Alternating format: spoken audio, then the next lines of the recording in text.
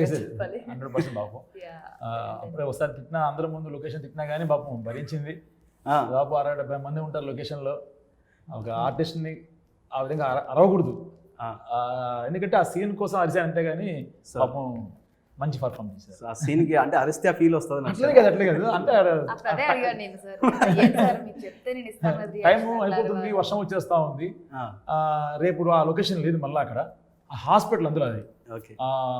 ఇంకో గొప్పదనం ఏంటంటే హాస్పిటల్ మనకి పర్మిషన్ ఇచ్చిన హాస్పిటల్ ఓనర్ వాళ్ళ ఫాదర్ చనిపోయారు, బాడీ బయట ఉంది, గుర్తుందా మీకు అది? కాసేపట్లో బాడీ లోపల రావాలి. ఆ టైంలో టక్కడక అనుకుని ప్లాన్ చేసేయాలి కదండి. 5:30 టైం, అప్పటికి 6 ప్యాకప్ చెప్పాలి. మళ్ళీ రవిప్రకాష్ గారు లేరు, హెబ్బాద్ లేదు, అందరూ లేరు, డేట్స్ లేవు. కొంచెం గట్టిగా అరిశాను.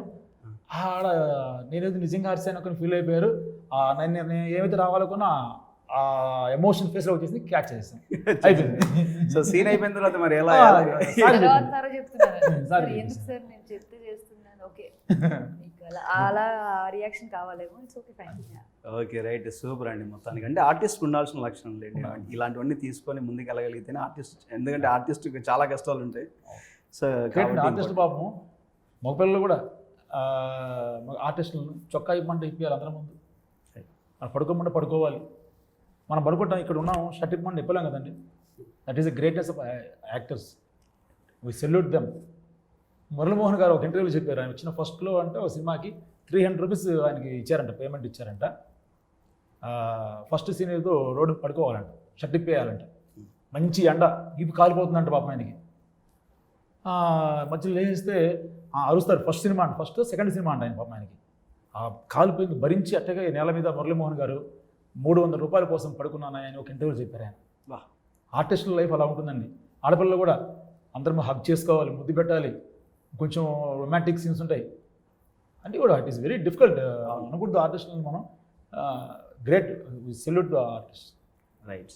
సో థ్యాంక్ యూ డియర్ కథతో ఎలా అప్రోచ్ అయ్యారు బాలాజీ గారిని?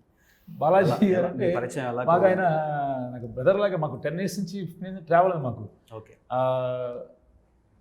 లిరికిస్ట్గా నాకు పరిచయం. ఓహో. అన్నా నేను సినిమా ఫీల్డ్లో ఉన్నా కదా, ఏదైనా ఉంటే సాంగ్స్ రాస్తుంటాయి కదా, చెప్పన్నా అనేవాడు అనమాట. ఓకే. అలా జరిగేది. ఒక సాంగ్ వినిపించేది, భలే ఉంది ఈ పాట, చెప్తే ఇలా ఎవరికైనా కానీ. మన సుభాష్ గారు కూడా అప్పుడు చెప్పుకున్నాను, ఇంకో 2-3 చెప్పుకున్నా, రాము అని ఒక ఇతను చెప్పాను. అవి కాదు, మెట్లేజ్ కాదు, అవి కాలేదు అది. బట్ ఈరోజు అదే పాటకి ఆయన ప్రొడ్యూసర్ అయ్యారు, నేను డైరెక్టర్ అయ్యాను.